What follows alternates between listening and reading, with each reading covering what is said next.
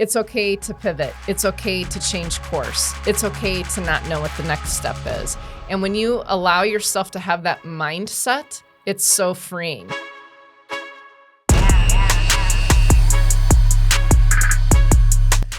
What's going on, everybody? My name is Ryan Snod. It Rhymes with Odd, and you're listening and watching the Rhymes with Odd podcast. Today, we are jumping into the studio with yet another amazing guest. We got Lisa Behrends in the house. Lisa, welcome to the show. Thank you, Ryan. I appreciate being here today. Yeah, so Lisa and I ran into each other at the Iowa Employment Conference a couple weeks ago. You were speaking for the second, well, I guess I recorded last year and then this year as well. So that was your second time at the conference? Yes. Okay. So you are, what I would categorize like a keynote workshop speaker. You have a lot of really cool experience and a cool background that kind of has brought you to where you are today. So really excited to kind of like jump into your story and hopefully people can learn something about like that people's career paths are never a straight line. It's always like things going on, things are changing, but that's what makes life interesting, right? Right, exactly. So, really excited. I'm glad you're here. Thank you. I appreciate the opportunity. Yeah, I've never been someone to fit the box. I'm very much a disruptor. I know that about myself. So I'm smiling over here as you're saying that. Yes, my path has definitely not been a straight one, but one I'm very thankful for and grateful for. I used to not be. I used to think, I'm not been in this company for 15, 20 years. I've kind of been here and here and here, different places, but each place has had its reason. And it's been a season, some a little bit longer than others, and it's been real purposeful, and it's definitely shaped who I am today. Sure. Really excited to jump into your story. I think before we jump into the backstory, though, could you just tell people, like, if you met someone in an elevator or an Uber ride and the Uber driver's chatty and they want to get to know you, tell people like who you are and what you do. Yeah. So Lisa Behrends, and what I do is basically I've started my own business a little over a year ago, Lisa Behrends LLC. And what I do is speaking. I love to inspire audiences, and that can be from a large audience of over 1,000 people to a smaller, more intimate audience. And then I also am a founder of Intentional Connections. We can talk about that a little bit more later. So I do some consulting and coaching work as well. Very cool. Yeah, I think it'll be a really cool conversation because I feel like our professional social circles have kind of overlapped a little bit here recently, just because some of the people you hang out with I've either worked with or know of and networking and stuff. So it's kind of fun to tap in with you. So tell me a little bit about like your backstory. Like, where'd you grow up? What was kind of your childhood like, and what kind of got you on the path to where you are today? Yeah. Grew up in Marshalltown. Was actually just there yesterday, helping my mom celebrate her 72nd birthday. So Marshalltown grad, and my childhood, very blessed. I come from a great family. Just grew up with a very active family in the community. My dad served on different boards. I was an athlete, so very involved in sports as well as leadership opportunities. And I remember sitting around the table with my family, especially my high school years. My dad was a Dale Carnegie trainer at the time, and just talking about real life situations and how to genuinely have conversations with people and how to communicate effectively. My dad had an HR background at Fisher Controls in Marshalltown. And I remember those dinner conversations and sitting around the table, and it's very much shaped who I am today. So my dad's no longer here. It'll be 8 years, October of 2024, since he's passed, but he left just an incredible legacy, not just for myself, but for my siblings as well. Sure. That's also interesting. How many siblings do you have? 2. Okay. So where are you at in the mix of that? I'm the oldest. Okay. Yeah, I'm the oldest, and I have a sister that lives here in Ankeny, works at Unity Point, and then I have a brother that's actually 10 years younger, and he's an accountant and works at John Deere in the financial department. Very cool. Very cool. Yeah, I think it's interesting when you have parents that are like really tuned into like, oh, my job as a parent is like raise you to be a good person in the community, but also like think about what you want to do with your life. Because I feel like a lot of parents don't do that when your kids are little. It's like, oh, they're just kids. Or people say that all the way up until you're getting your diploma. Like, oh, they're just kids. And then they graduate. What was that experience like for you, kind of having that role model in the house of like, hey, you should think about this, or I've noticed you're interested in this. Like, what was that like for you as a child? Yeah, my dad and mom both were really great with that. So allowing us opportunities from childhood to explore different, activities we wanted to be a part of. So trying different sports. Whatever. It could be anything outside of sports too. Working jobs. I remember I had a paper route at age 13 because I did 4 sports back in the day. and I detasseled corn for 6 years. So that's also how I earned income.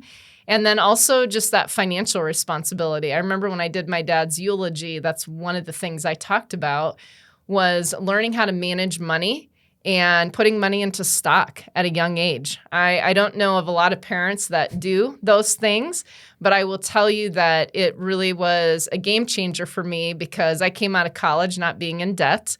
I didn't rack debt up, from credit cards and buying things. And I remember him just teaching us, you can get things and have things and want things, but be able to pay it off and have a plan. And so those principles that were taught at such a young age really have helped shape my journey and where I'm at today.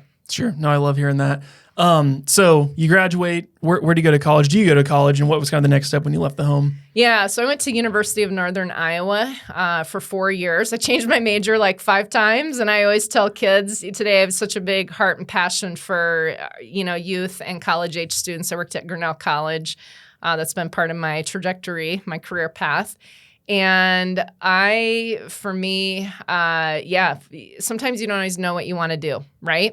And for me, even in my early 50s, now and starting a business, it's been really cool because I've changed. My path has changed. My mind has changed on things, and being able to be flexible, do the journey, learn and grow, and know that it's okay to fail. It's okay to make mistakes along the way.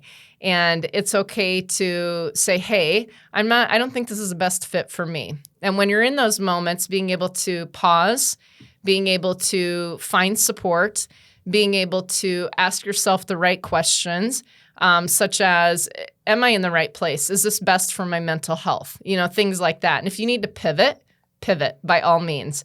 Sometimes I laugh at myself. I feel like I'm a master pivoter.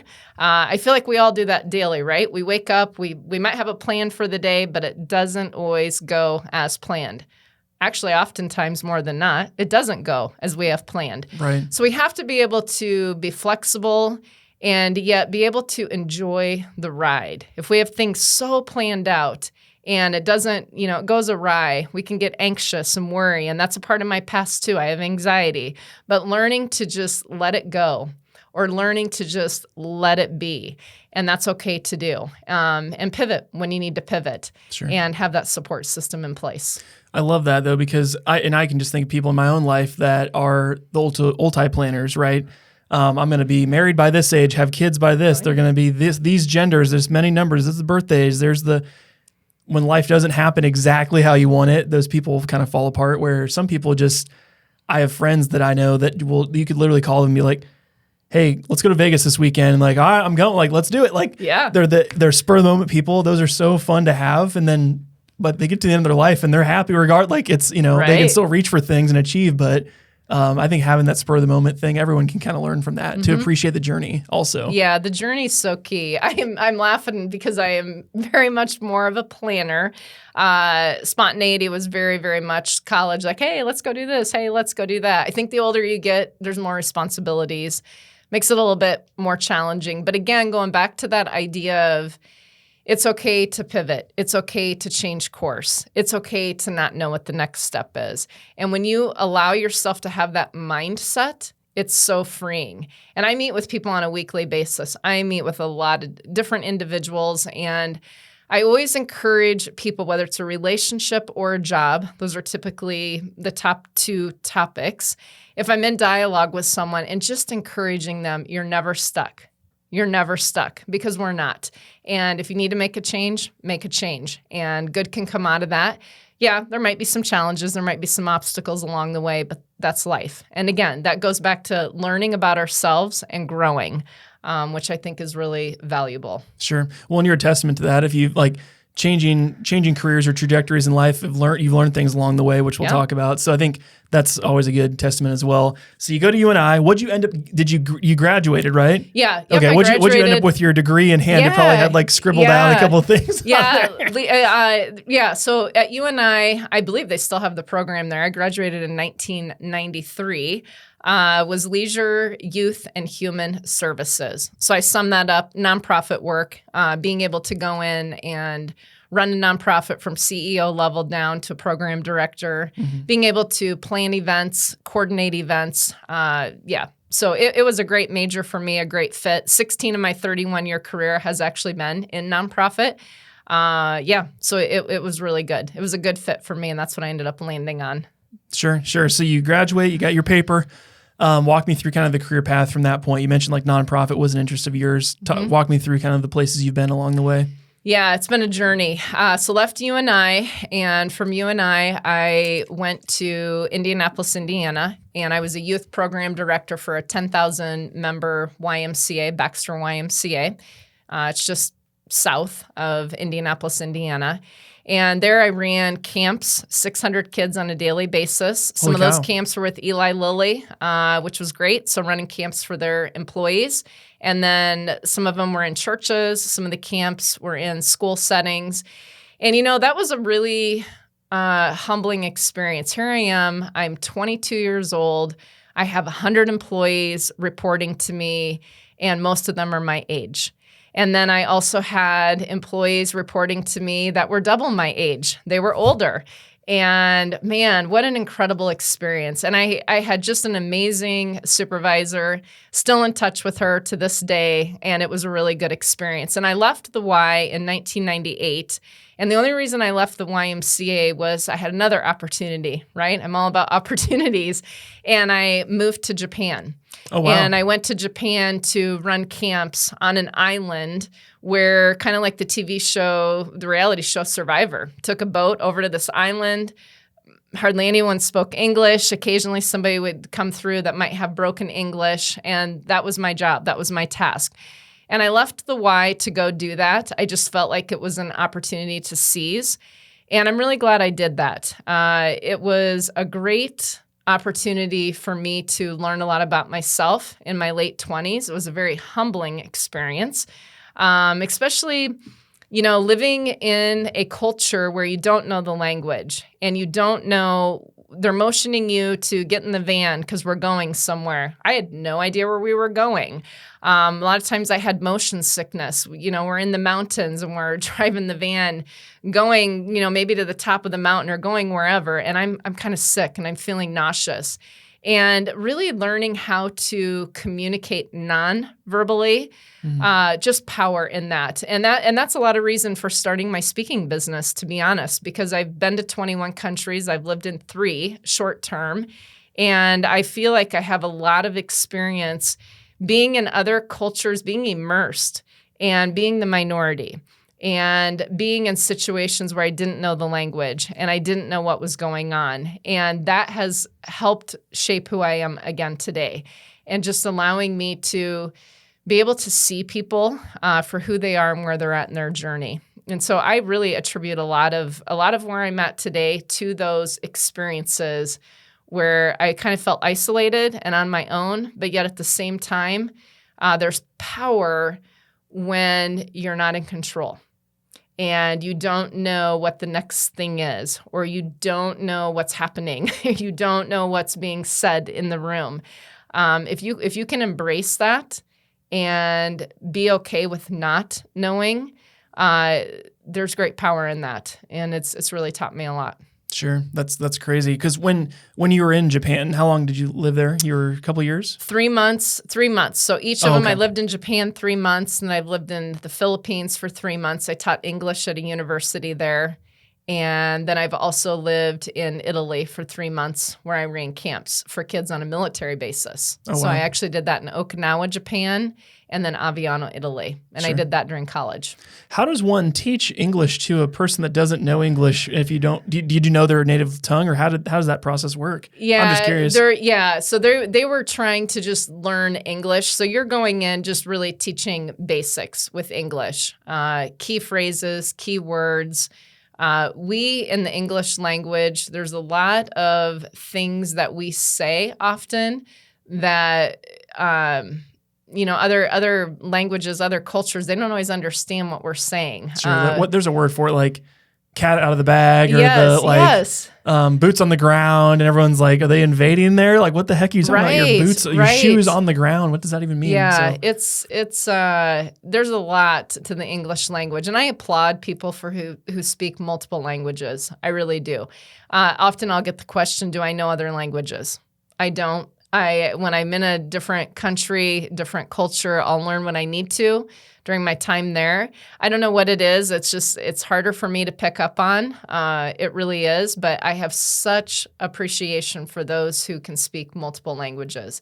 It's really cool, actually. Sure. Well, I have a friend of mine that's like, I would say fluent in Spanish, and then just randomly decided to learn Japanese. So now he speaks Japanese fluently. It's like, whoa, or not fluently, but pretty close, I would say. It's like, now you just got to go to Mexico, or you got to go to, Spain or Asia somewhere just to like flex the muscles a little bit. Yeah, It's kind of a process there. Yes. So you leave that role. What was kind of the next thing on the trajectory for you? Yeah, so I left that role, went back to Indianapolis, Indiana. The YMCA still had not filled my position, so no, they had asked if I would reconsider coming back. I wasn't feeling that at the time. Again, I didn't know what my next steps were, but I did help them as far as getting camps prepped for the following summer, so I was able to earn some income. Then I applied for grad school. So I went to grad school in Chicago for 2 years, my late 20s. Did that experience. And that was an experience living in the dorms. Here I am, 28, 29 years old, living in the dorms. I'm in Chicago, so it was really expensive. And I just didn't have the finances to get my own place. I also didn't know anyone when I moved there. So that was, wow, living in the city in Chicago was a whole thing within itself. But again, a great experience, made a lot of great, cool connections. So yeah, I have my master's degree. And then from there came back to Iowa, which was funny. I said I'd never live in Iowa when I left. But going back to my family, I am very blessed. I have a great family. So I decided to come back to Iowa. I worked in Norwalk for a church for about 7.5 years. Did that. I was a youth director and then did a lot of traveling through that overseas. And then when I left the church in 2008, I worked for the state of Iowa. Okay. And worked for them for 4 years. There was a lot of disasters. If people can remember Parkersburg, there was a huge tornado that swept through there in 2008. That was really hard to go see the aftermath of that damage. I know right now, currently, obviously, we're in kind of tornado season right now here in Iowa. Mm-hmm. But yeah, so worked for the Department of Public Defense and did a lot of mitigation projects. So I had the cool opportunity of traveling to 99 counties in Iowa, meeting with principals of schools, meeting with mayors of cities, being in rural areas. And it was a really interesting job because here I am, my job is to go in and talk about how to mitigate against a future tornado and maybe perhaps building a tornado safe room when they don't even have the money to pay the bills, right? Just the regular day in, day out. But that was a really, really great experience for me. I met a lot of people across the state of Iowa, great leaders, politically, not politically, and it was really cool. And then worked with FEMA too. So FEMA came in and they were boots on the ground, using your phrase. And we worked really closely with FEMA. So I did that 2008 to 2012. Sure. Well, and in that process, I mean, seeing the whole state of Iowa, what was the one thing that you took away from that experience of like just what piece of that do you think you know more about Iowa than the average person that hasn't like gone to every county or gone around? Like what's the real essence of the state from your kind of experience in going all around the state? Yeah, the thing that comes to my mind as you ask that question, Ryan, is really people. And I know that probably sounds like a general answer. It's the people. It's the people that make the state. And you can have a small town driving through, blink your eyes, and you're driving through quickly. And then you've got the metro here, Des Moines Metro, which live in the Des Moines Metro. I've lived in other cities, and again, being overseas. But it was really humbling for me to meet your average Iowan who's just living day in, day out, doing life. and surviving. And it might be your farmer, hoping that the crop comes in and hoping that they can provide food on the table for their family. So for me, it was a really neat experience to be able to meet the variety of people that I was able to meet. Sure. No, I love that. Yeah, and being a guy from Southeast Iowa, I'm from the Butte, like the little, like very almost Missouri. I always say my wife looks almost like my sister, but not quite. So we're just above the Missouri line. That's our joke. But it's funny going home because it's like the work pail mentality or the farmer mentality, and then you come to the city and there's all these different types of people here. And again, Des Moines it's not an LA or a New York or something, like a complete melting pot, but it's different. It really is different. So it is. And I appreciate the Midwest. I've traveled around the world. I've been to a lot of places. I've been to 6 of the 7 continents, and there is something about the Midwest. And I knew that, living in Chicago, you're still in the Midwest, but you're in the big city. People aren't really making eye contact. You're getting on the L. You're walking in the streets. It's busy. People are getting from point A to B, B to C. And that's the thing I like about Iowa is people are genuine. People are authentic. People care. They care enough to ask you questions besides, how are you doing? But maybe asking a question of how's your family doing? Is there ways I can help? What can I do? There's a lot of storms going on right now. Greenfield got hit recently within the past week with some major tornadoes. My neighbor right now is helping there. I actually just got a phone call right before I came here this afternoon. Hey, can you go pick up a rental vehicle? We need a vehicle in Greenfield. Can you drive it? Normally I would be able to do that. Running my own business, I have that autonomy, but doing this podcast today, and I had to say no to that.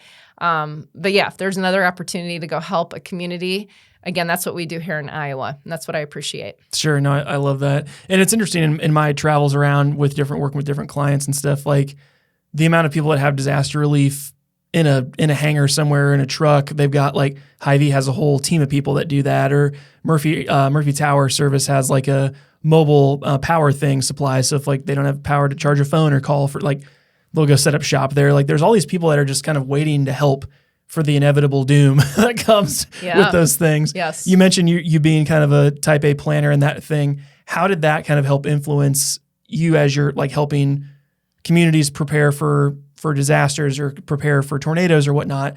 How does that like planning kind of help other people that might not even think that deep into a what if scenario? Yeah, I definitely think that helps because I'm all about education. And sometimes we don't know what we don't know. And so I had the privilege when I worked for the state and other jobs too, where I was able to go into communities and educate them on here's some options, here's some things to think about. If a tornado, rips through your town, where can people go? If kids are in school, where's a safety place for them besides crawling underneath their desk, while a tornado's going on? And so that's what I love about my past and some of my jobs is really being able to educate people and being able to help people. I think about my last job when I was working with youth who identify as homeless, ages 16 to 24. And I had a great opportunity to be out in the community speaking about homelessness, specifically youth homelessness. And sometimes it's just educating people. I know I like to be educated, and I think it in turn helps to educate others. And I think the more knowledge we have sometimes, there's more power with that. And that can just help us work, hopefully collaboratively, collectively, and just work together. Well, I know I've talked with other people about this. What do you think is the biggest misconception about the homeless community? Because there's such a division of like reality versus perception. What, in your experience, what would you say is the biggest misconception to the public? The first thing that comes to my mind is the biggest misconception, especially with youth homelessness, is it's a choice they've made.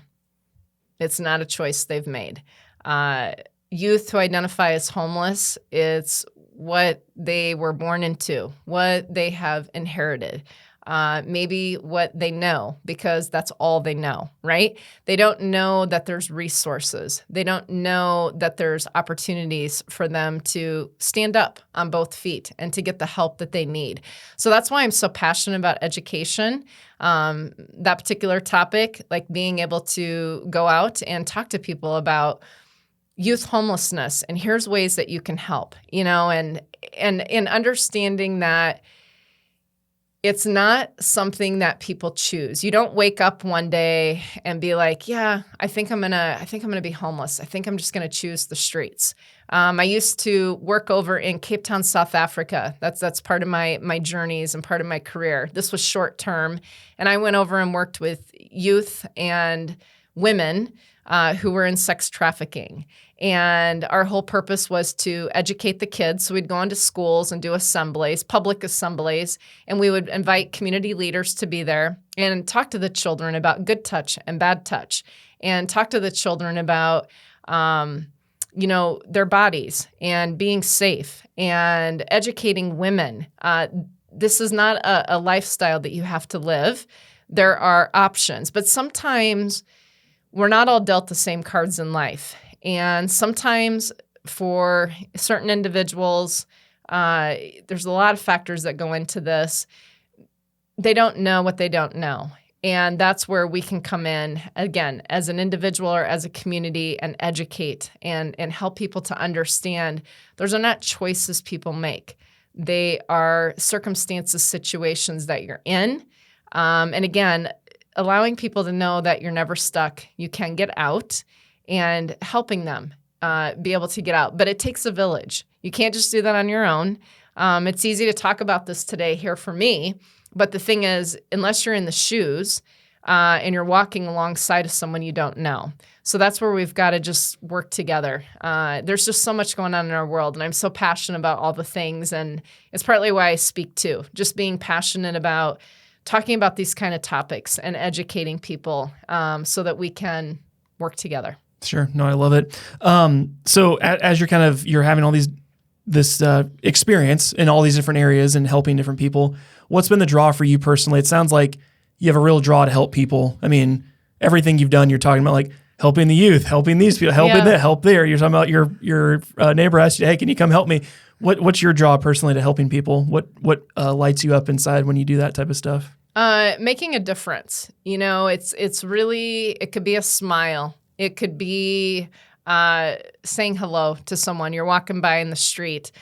For me, it's any little thing. It can be from a little thing to a big thing, but I get fired up in helping people because I feel like we all need help. Sometimes it starts with self-awareness, being self-aware, and then being able to do something about that. So for me, what motivates me to help people is to help them know that they're cared for and they are seen.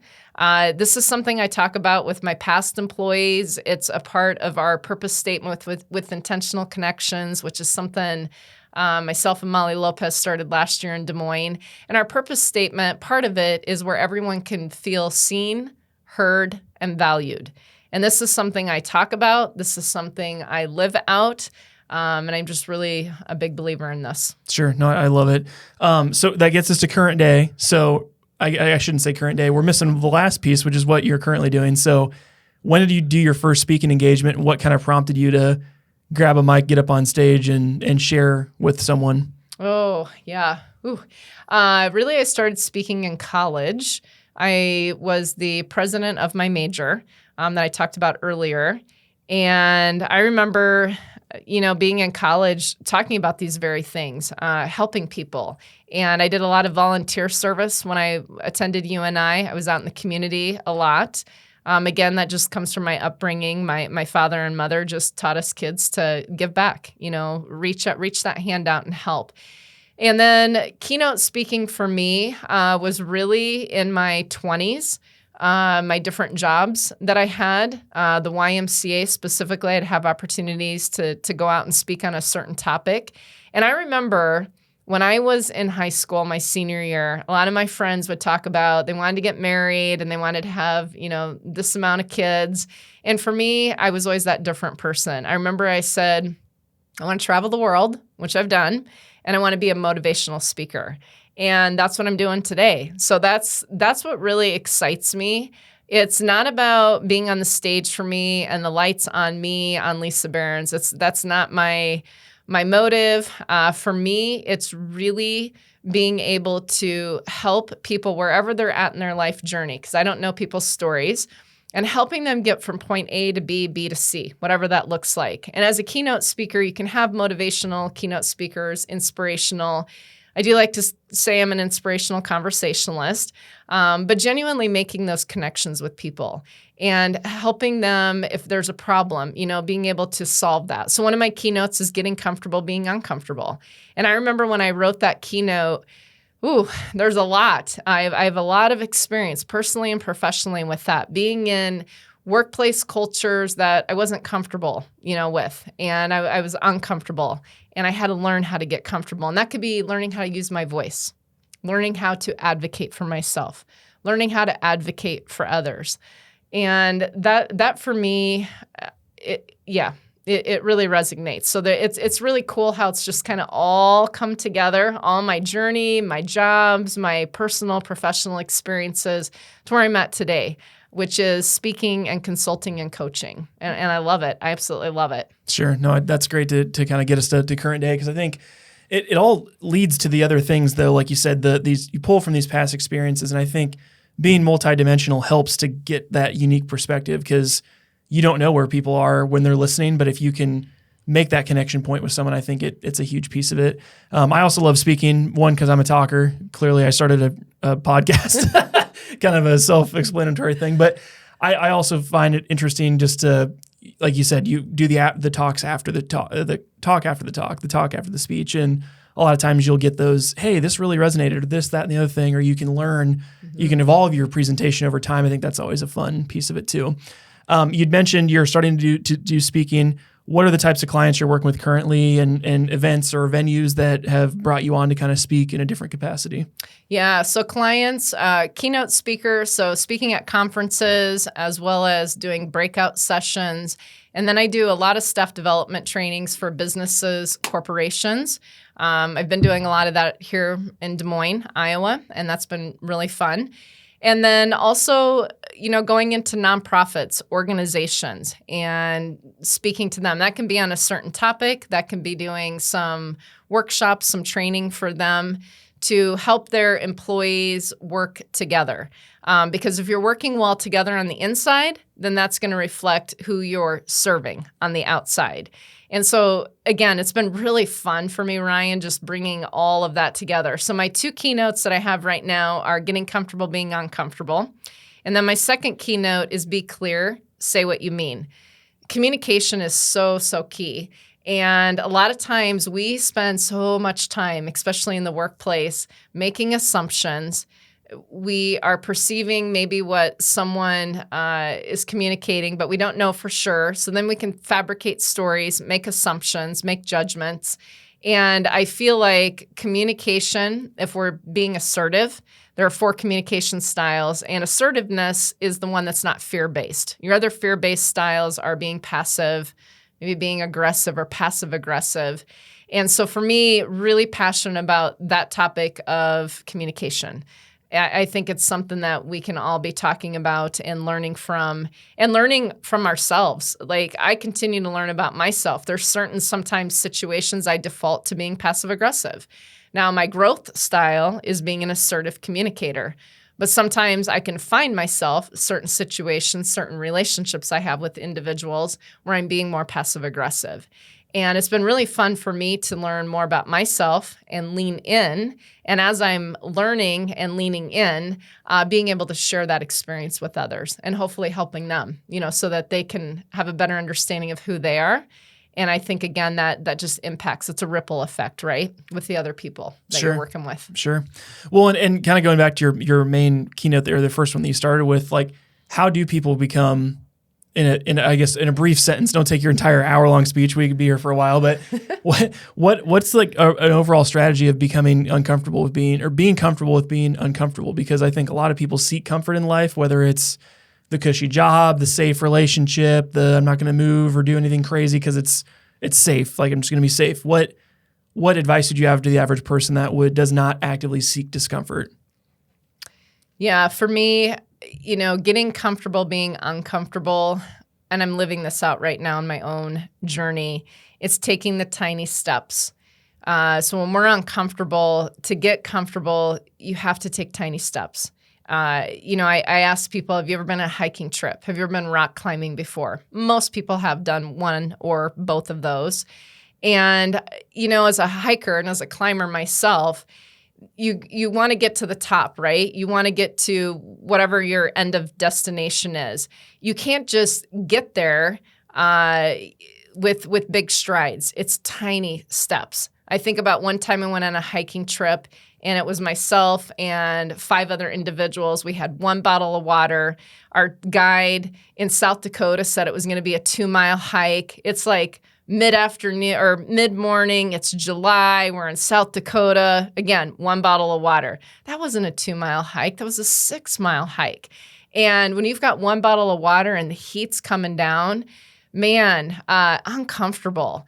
But to get comfortable, to get to that top where we needed to go, where the spring was, to get more water, we had to take the tiny steps. And it's the same in life. And I always tell people, you don't have to make big moves. It's just tiny things. And it could be a decision to maybe just change something or to have a conversation with someone. And also give yourself permission to fail. I'm all about that. I always tell my employees, hey, if you make a mistake, this doesn't work. All right, we'll reevaluate it, and then we'll decide, do we want to do it again? Or maybe do we want to pivot and maybe do it a little bit different? We live in a culture of performance, and we live in a culture of a lot of, I feel like, not allowing there to be mistakes. And I talk about shame. And let's not shame one another. Hey, you make a mistake, it's okay. Own it and learn from it and grow. And then keep moving. That's really key for me. Right now, I don't know. Like right now, I'm starting my business, and they say it takes 3 years to grow a business. I could sit and be idle, choose to be idle, or I'm choosing to keep moving. So every day, I'm going to keep taking the steps I'm taking. I'm going to keep going through all the open doors I have to go through, which I'm doing. And when it comes time for me to make a decision, then I make that decision. But in the meantime, I'm moving. So yeah, it all I think works together. I don't think it's compartmentalized, those 3 steps I just said. I do think it's interchangeable and it works really well together. So I love it. I'm living it out. We've had another guest on. I'm trying to remember who it was that it's ringing through as you're explaining this, like everything you want in life is on the other side of discomfort.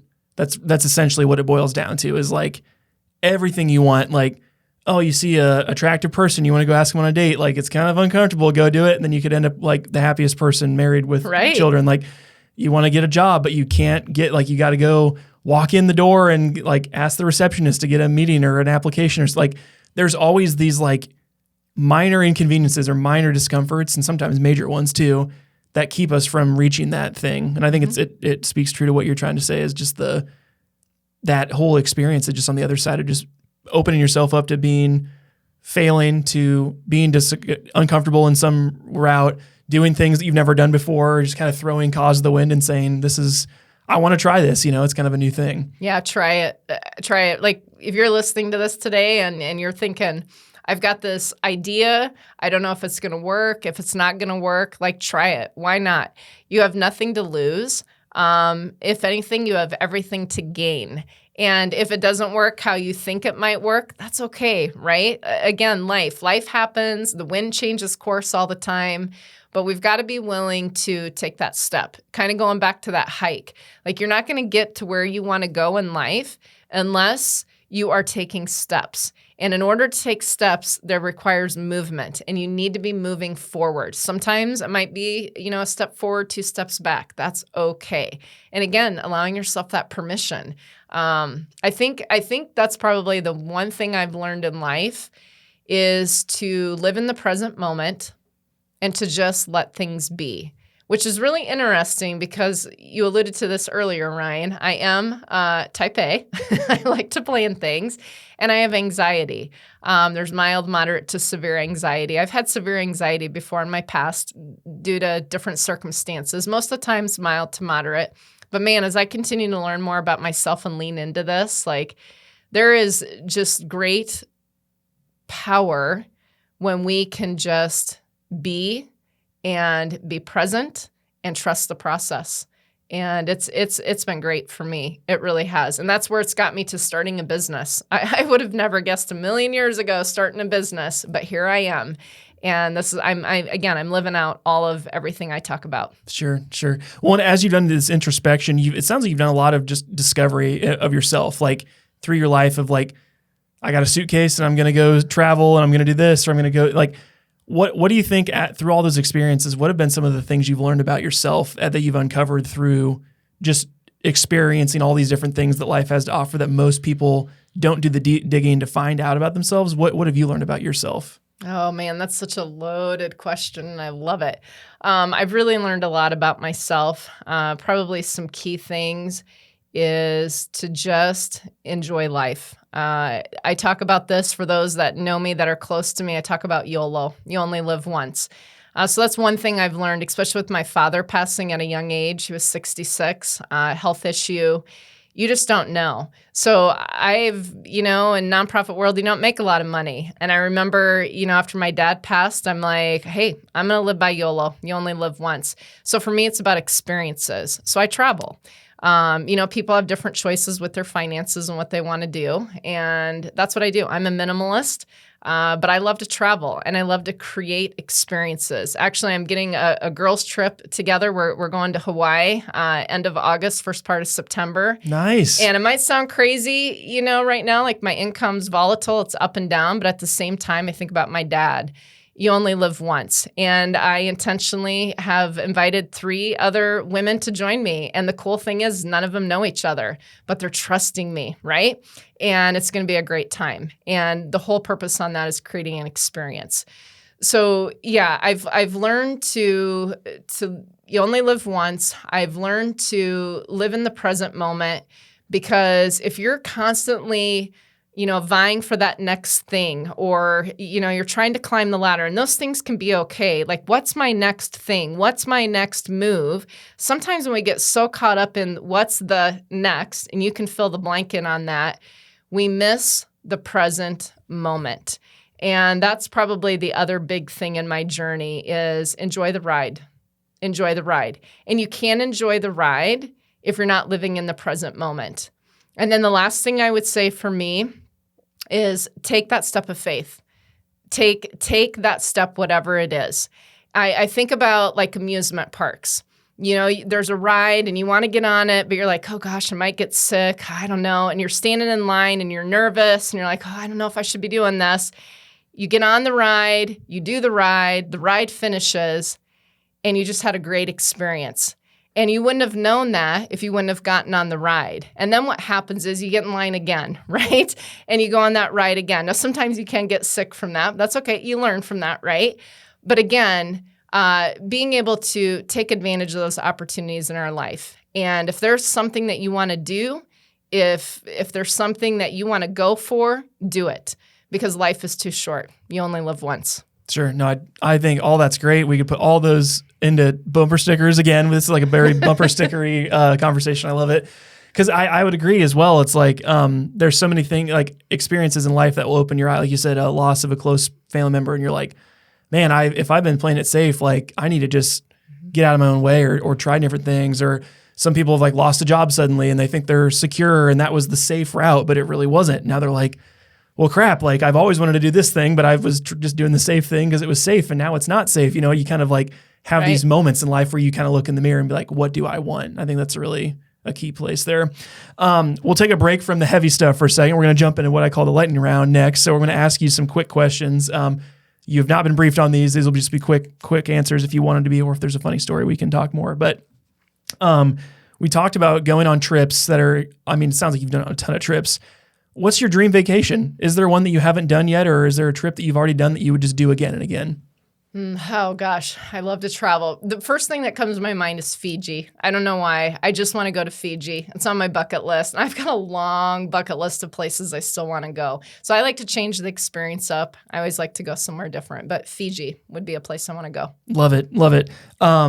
Biggest cause that you care the deepest about? You mentioned you've dabbled with the youth, with women's health, with natural disaster avoidance and all that stuff. Like, what's been the cause that you think rings deepest for you in your heart? Yeah, probably the biggest cause for me is marginalized individuals, those that don't have the resources that some of us have been dealt from the get-go. And so just being able to help people wherever they're at in their journey. They may not have the education, they might not have the resources, they might not have the support, they might not have the education, they might not even know that there's an opportunity to get an education. So for me, marginalized individuals, yes. Sure. I love that. Biggest fear or phobia? Sounds like you're a brave gal going out and do all this crazy stuff. What's your biggest fear or phobia? Oh man, that's a good one. Fear. Fear for me would probably be, I was just talking to somebody about this today, and this is going to sound so weird, but fear of drowning. I'm not afraid to die, but I don't want to die drowning. And it's really weird because I'm a certified lifeguard. I've been certified since college, and I do. And I'm around water a lot. So I paddleboard. I'm on the boat. I love to swim. I'm a big swimmer. But one of my fears is drowning. Sure. Yeah. Sure. No, I totally understand that one. That's understandable. Favorite movie? Favorite movie, Legally Blonde. Okay, good one. The ammonium glycolate, right? Did I say that right? Yes. My wife's a hairstylist. She would appreciate that I remember that one. And then you mentioned you like doing stuff with different groups, doing different activities. What's your favorite group activity? Like 3 to 5 people, you get together. Like, what's your favorite thing to do?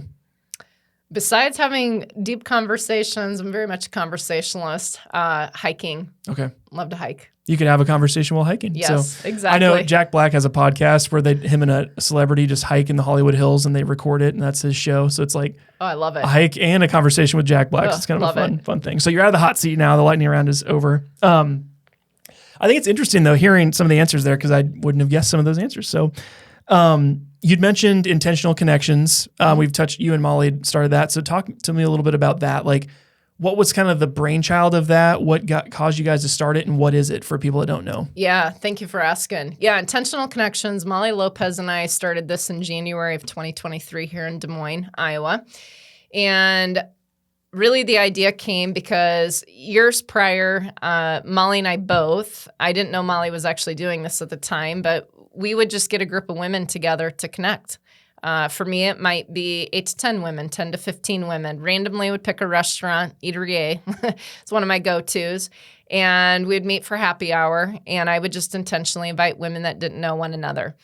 And then I had some women over to my house in December of 2022 who had attended this event with me, and they were like, hey, I think you're onto something. I think more women need to experience this. One of them recommended I contact Molly Lopez. So I called Molly up and I said, hey, you got about 10 minutes. Ran just some ideas by her. And I remember her saying, what do you want to call this? And I said, well, my word last year was intentional. My word in 2022 is connections. What if we call it intentional connections? She said, I love it. And so the whole idea for Molly and I is creating a safe space for women to get together to make business and leadership connections where everyone can feel seen, heard, and valued. For a lot of us, we've been to numerous networking events. Sometimes it's for our job. Sometimes it's trying to make that sale. Maybe you're new to the community. You need to meet people. But this is different. This is different in the way that we do this. We get women together. We kind of have a theme for the night. There's some questions around that theme. I put that together. And then we're intentional with everything we do, from meeting on Monday nights on a quarterly basis to intentionally having women break down into small groups. And then they'll reflect, respond, answer these questions in that group setting. This has grown from 45 women in January of 2023 in 14 months to 385 women. Wow. I just sent an email invite out for our next Intentional Connections on Monday, July 15th at the Hall here in West Des Moines, and 440 people received that email. And so it's been really cool. Molly has been a huge, huge help in this. We now have added to the team So we have Stephanie Gott, who helps us on the team. Yep. I just had lunch with her at the event that you were at. Stephanie's great. Stephanie's kind of our sponsorship host person, very business minded. Gina David just joined our team. She's a marketing person. She has her own marketing business on the side. She's amazing. And then Mackenzie Schwenke actually lives in Fort Dodge, and she's also a marketing person. So I have this team of 5 of us, including me. They volunteer their time, and with their support and with the tremendous support from the community and just people who I feel like are wiser, smarter, think differently than me. I like to surround myself with different types of people. Really just encouraged us, hey, we think you should start a business with this.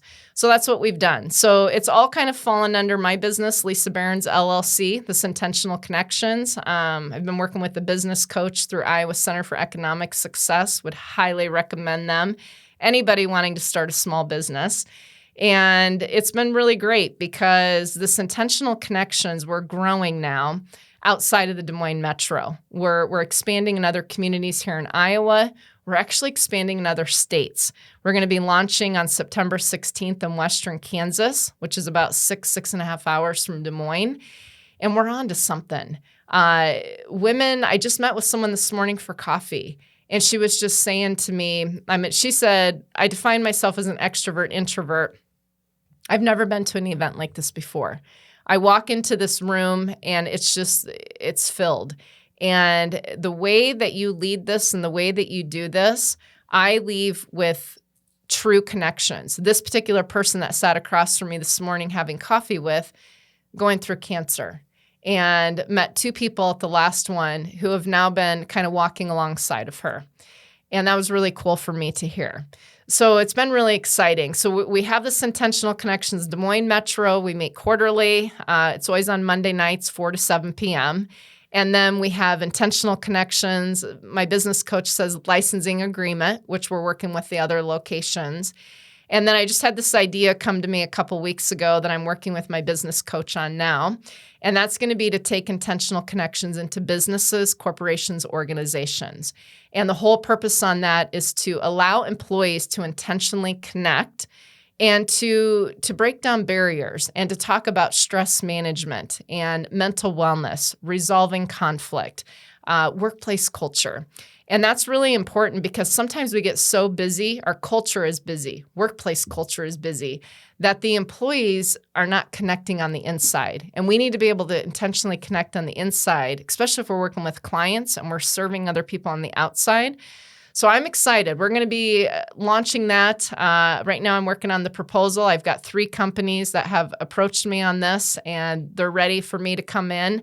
I will be doing this, working with companies, businesses, and organizations. And yes, it's a revenue stream, but more importantly than that, it's really taking everything we just talked about today and implementing it, where I get to go in and work with people and help people make those connections and help people discover a little bit more about who they are and who they're working with and how can they better work with those other individuals, because we spend a lot of time in the workplace. Sure. No, I love that.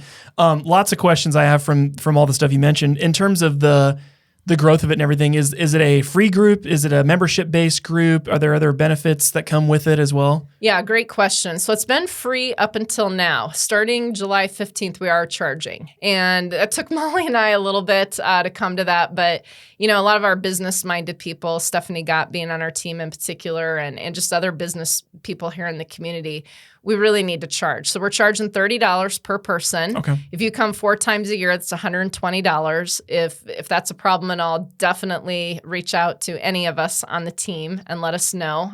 We have plenty of sponsors that can help with that.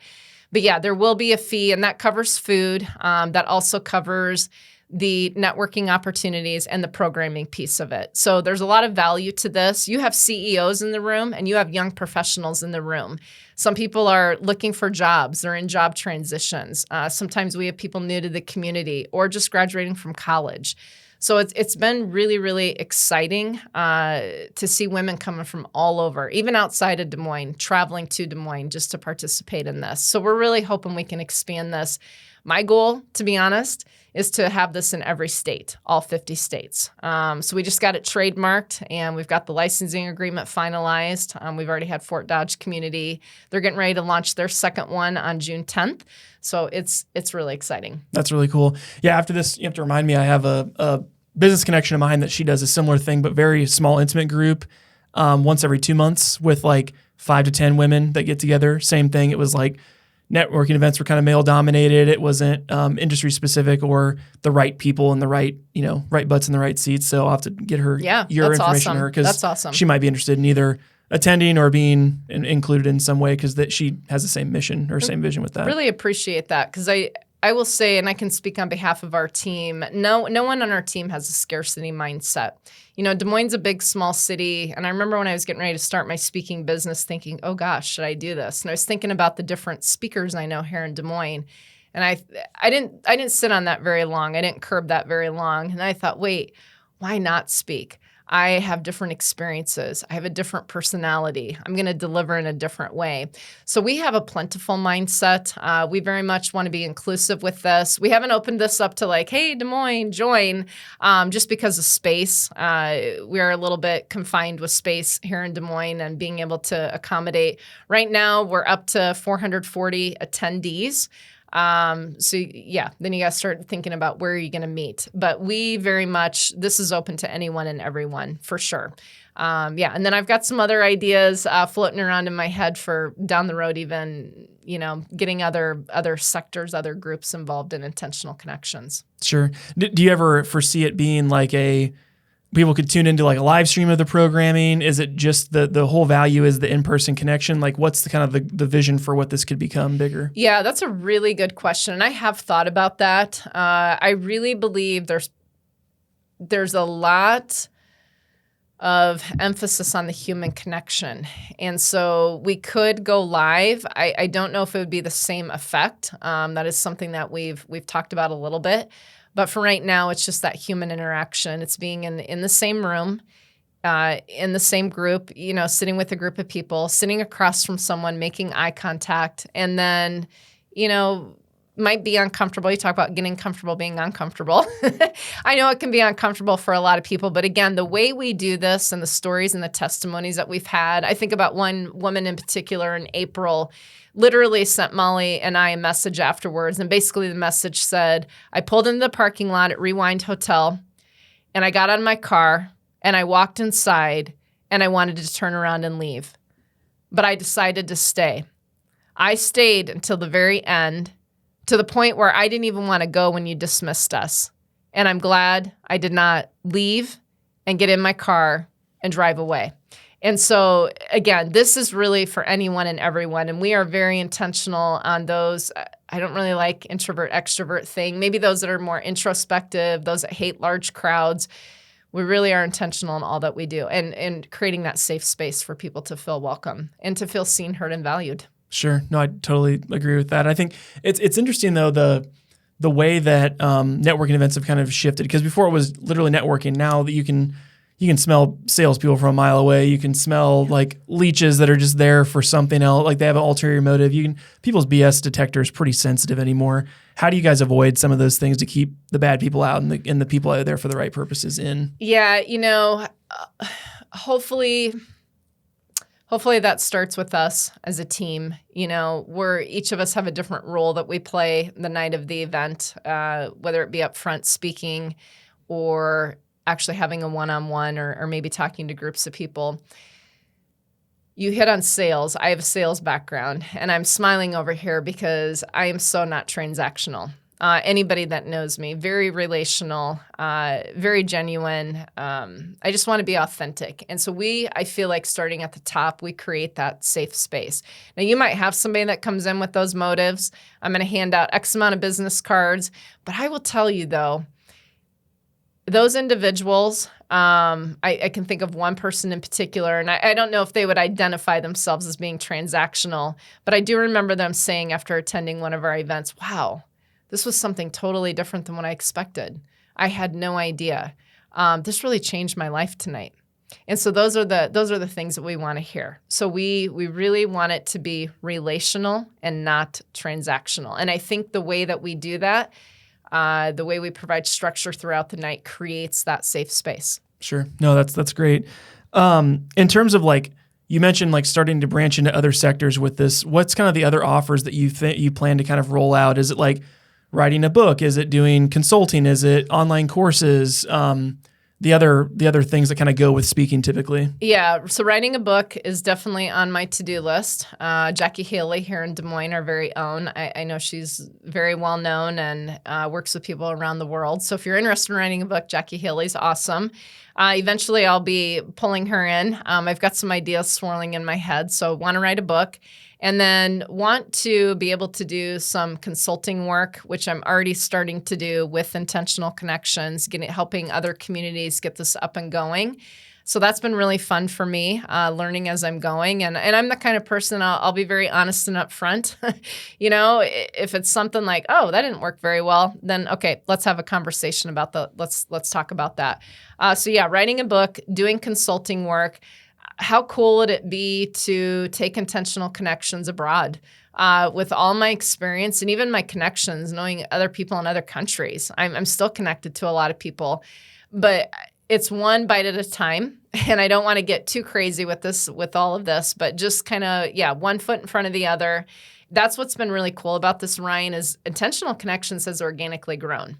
Typically, when you start a business, you build the foundation first and then the business. Where when Molly and I started this in January of 2023, we had no idea this was going to grow. We didn't know we were going to have a team of people. We didn't know we were going to have businesses and corporations say, hey, we want to sponsor this. We didn't even know we were going to be starting this in other communities, let alone other states. So I'm excited to see this continue to grow and just watch it organically.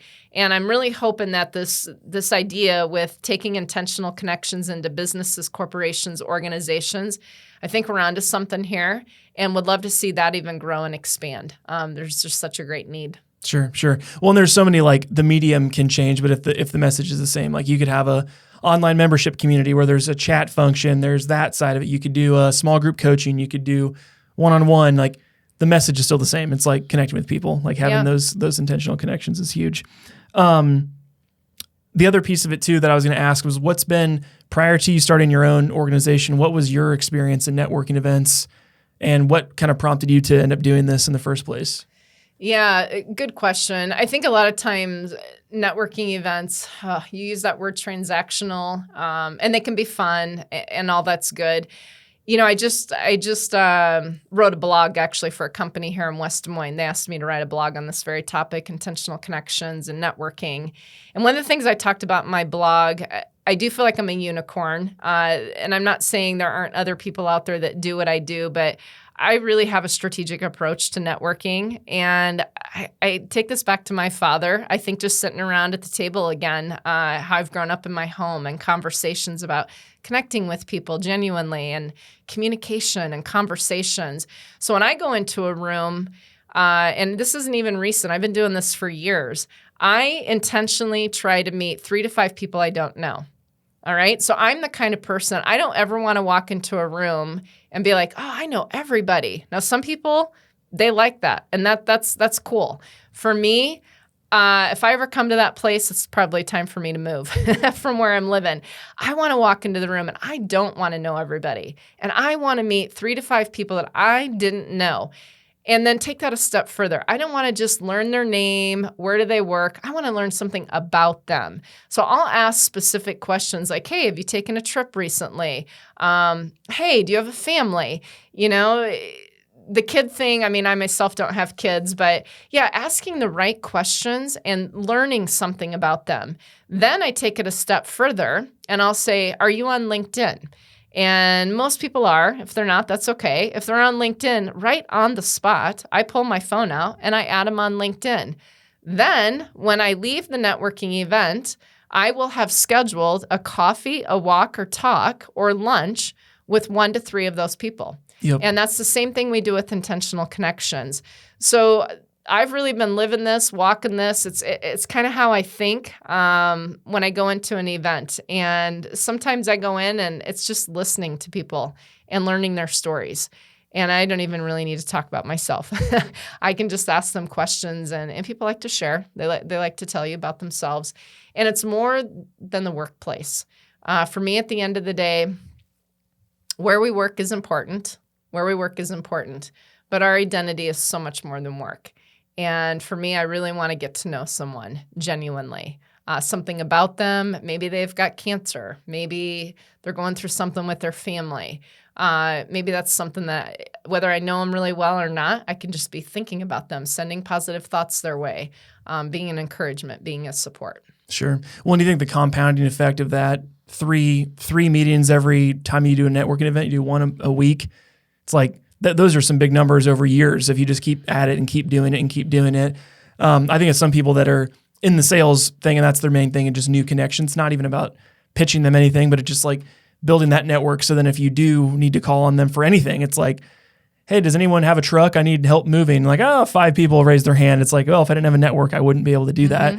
Because I think that the network's so huge. I know, like for me personally, in 2015, I started a Facebook group for videographers, trying to connect on like how to run a business, whatever.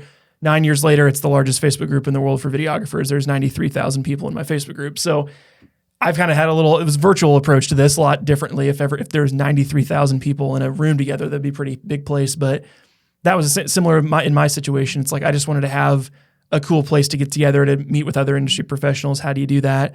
And similar now this year, a new thing I'm doing is my videographer mastermind. So I have a group that we get together and we do business trainings every week, and I'll do a quick pitch deck, and then we'll have someone share like for 30 minutes to 40 minutes about what's Lisa going through in her business. What, like, dump the problems on us, and all 6 of us or 10 of us or however many people are there will help you sort it out.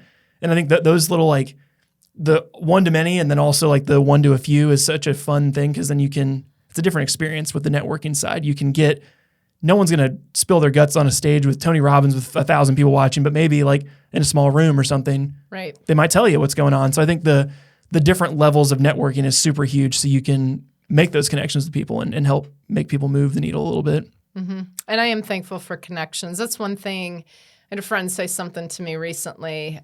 She was talking about when she wakes up in the morning, what does she think about? And when I wake up in the morning, meaning me, what do I think about?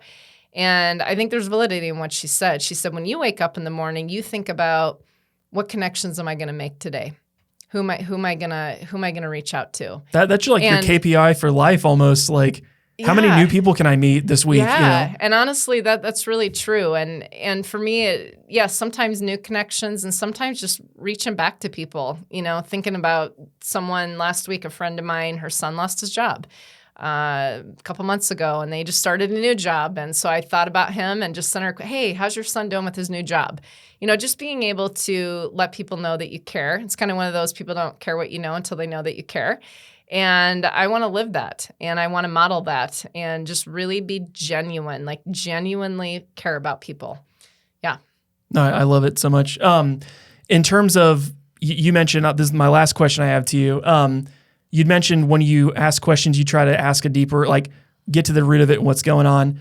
What's one thing right now that if people are listening that you're wanting or would like help getting to? Like, I need a truck to move tomorrow type of thing. Like, is there something in your life or in your career right now that if you could ask for help or advice or connection that would get you to that thing? What's that thing? If you're going to put it out into the universe and manifest it with your voice to get it out there, what's that thing for you right now?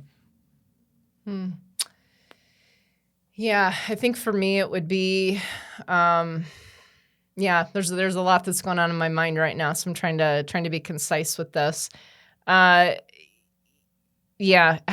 can I continue to expand my business? How can I continue to expand my speaking business? How do I find ways to speak outside of Des Moines, Iowa? I love Des Moines. I've spoken at several businesses, corporations, companies. I want to get outside of Des Moines. And how do I do that? And I really think it all goes back to connections. And I have connections, but maybe what connections do you have? How could you help me get connected so that I can go and inspire people and maybe bring intentional connections to their community or to their business, company, organization? I love it. If anyone's listening and you know of a speaking engagement that needs a dynamic speaker, ask Lisa. She'll come talk to you for you. So I think just putting it out there is so huge. And I've always found too, the more specific in my mind I can be, the better. Like for me, it was 2 years ago. I was like, man, I just want to help as many gym owners with their marketing strategy as possible. That year was kind of my focus there. So I went to the largest gym owners conference. There was like 5,000 attendees. And I went and talked on video marketing. And there's people from Brazil tuning into the live stream and asking questions in Portuguese, and they had to translate it. But it's like, I just put this out to the world, and then I'm like, oh, wait, I'm just going to find an organization that does this. And you never know. You could put it out to the world and it could help people. So that's awesome. Thank you. Yeah, you bet. So, I mean, obviously this is kind of coming to an end here. I'm really excited for you as you kind of take this next step. Where can people find you? Where can people learn more about your organization, your group, but then also hire you to speak as well? Yeah, so my website's lisabehrends.com. So it's LISABEHRENDS.com. Go to my website. Everything's on there. All my contact information. Talks a little bit about my bio, my background, my speaking, intentional connections. We've got a landing page on there. Go to my website. That'd be the best way. Perfect. Lisa, thank you so much for coming on the show. Really excited for you in this next chapter as you global domination of your connections group. I think it's definitely needed. And there's a huge demand for it across the country. So really excited for you. Thank you, Ryan. It's been awesome today. Thanks. Awesome. Well, if you made it this far in the show, you guys know what to do. Give it a like, subscribe if you're on YouTube or Spotify, and then also give us a 5-star review. Those are super helpful to help more people learn about the show and get the message out to more people. My name is Ryan Snod. It rhymes with odd, and you're listening to the Rhymes with Odd podcast. Peace.